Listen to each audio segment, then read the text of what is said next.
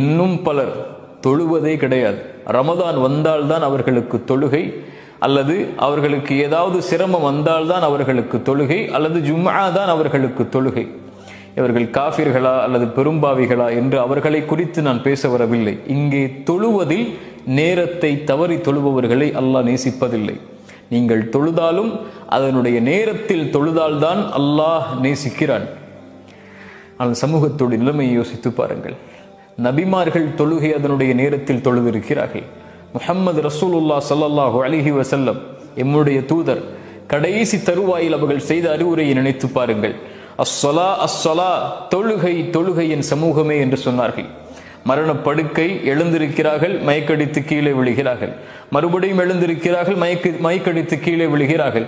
ஒவ்வொரு முறை எழுந்திருக்கும் போது அல்லாஹுடைய தூதர் தன் மனைவியை பார்த்து கேட்ட கேள்வி, சமூகம் என் நபித்தோழர்கள் தொழுது